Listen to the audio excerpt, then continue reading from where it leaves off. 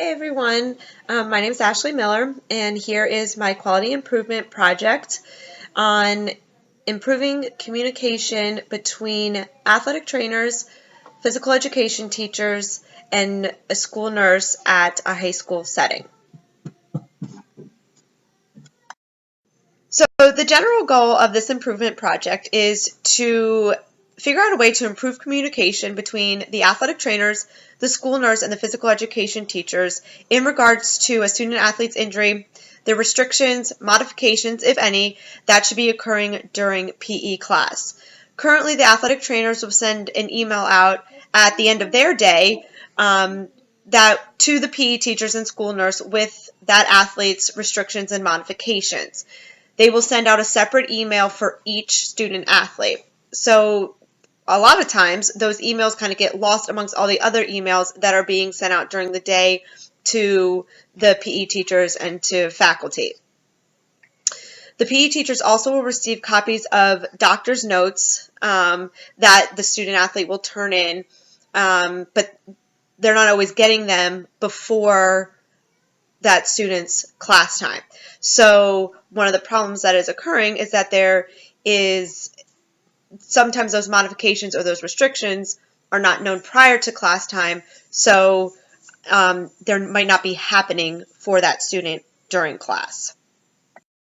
Looking at the STEEP criteria, starting with safety, to help improve this communication will help to ensure that the students are not being put in a situation that could cause further injury. Timely, being able to receive up-to-date information consistently prior to class.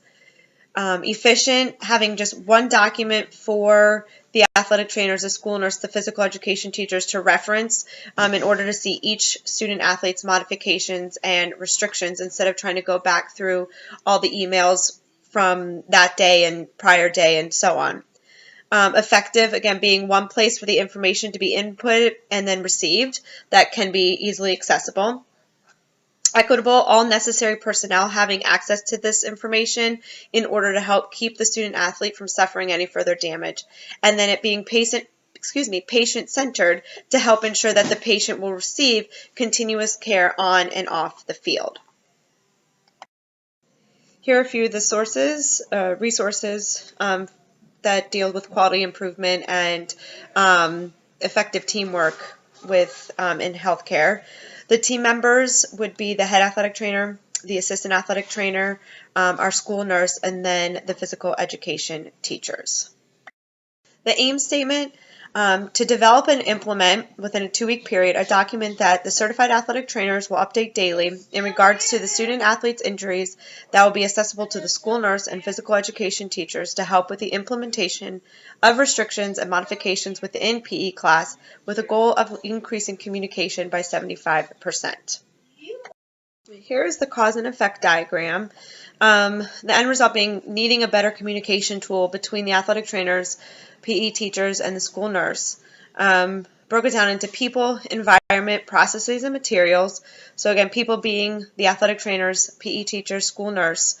Environment within a busy athletic training room, no Wi-Fi outside, being able to implement or input information while out on the field.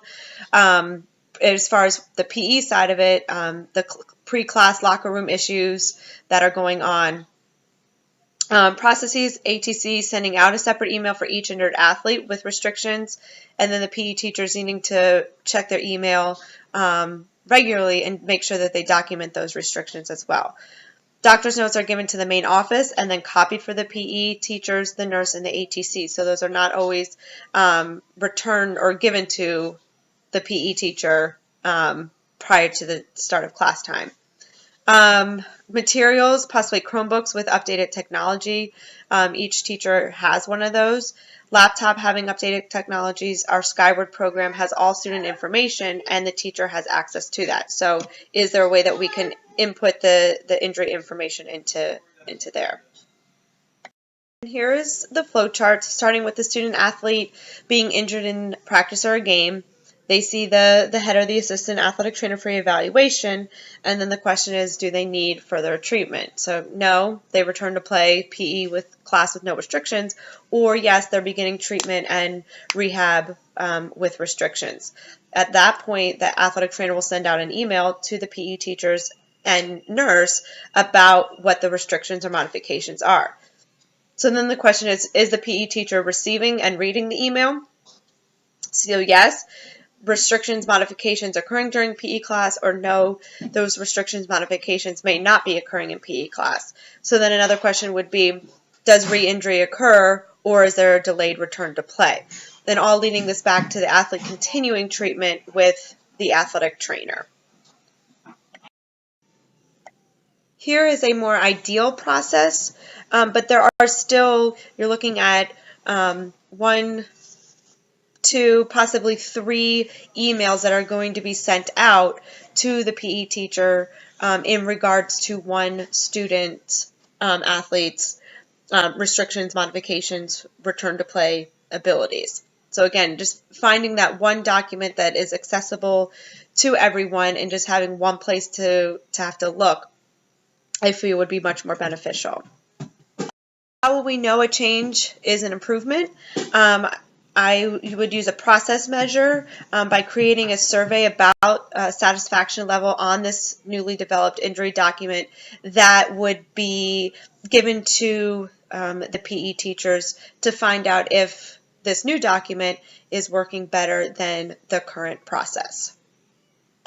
Identifying change, positive, we have increase in satisfaction with communication by using the newly implemented document, or negative, there was no change or decrease in satisfaction levels with communication and using the new document. Next we have the Plan, Do, Study, Act cycle. So starting with plan, develop an injury document to help with the implementation of restrictions and modifications for injured student athletes within their PE class. Work with the head and assistant athletic trainers, the school nurse, and the PE teachers, and review what information can be included based on HIPAA and the consent emergency forms that are submitted by each student at the beginning of the school year. Next, do implement the use of this injury document for 2 weeks. And then study, looking at the re-injury and delayed return to play information, determine if restrictions and modifications were properly implemented in PE class, and then discuss also the satisfaction levels among PE teachers on the new document versus the current process through email. Act, edit the injury document as necessary based on the information gathered during the study phase, and repeat PDSA cycle as necessary to achieve goal, as well as possibly develop a satisfaction survey to see if there is still a lack of satisfaction among the PE teachers. Lastly, here is the spread plan. Team members would remain the same: head athletic trainer, assistant athletic trainer, PE teachers, and the school nurse. And as with the QI project, the team members must all make sure that they are responsible for whatever their role is, and then because this will help to ensure that every component is working properly and efficiently. So if there is still a lack of satisfaction, I would develop a survey to determine the level of satisfaction among the PE teachers in regards to this new document, and why is there a lack of satisfaction still? What can be changed? So then make those changes as necessary to help increase the PE teacher's satisfaction, ability to use the document with ease, and then try those changes and then repeat that cycle again until we meet that goal of 100% satisfaction with the PE teachers.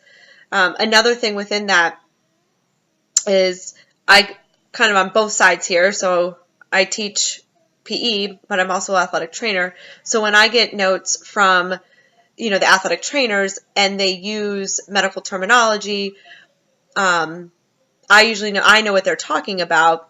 However, some of the other PE teachers do not. For example, our athletic trainer had sent out an email the other day about a girl fooshing, and my coworker looked at me and was like, what in the world is she talking about? So even maybe finding ways to keep it simple so that, everybody that is seeing this and has to do the implementations completely understands what is going on. Thank you, and I look forward to your feedback.